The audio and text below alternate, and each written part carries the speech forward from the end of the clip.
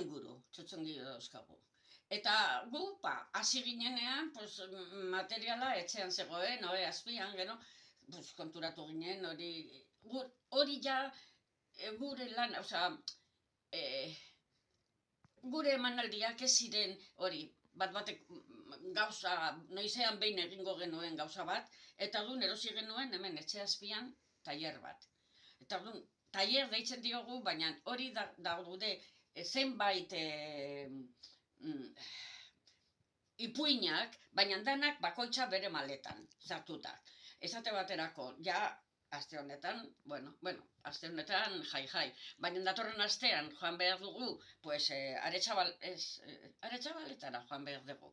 Hartzen dezu behar dugun materiala, kotxe barruan dago eta taka.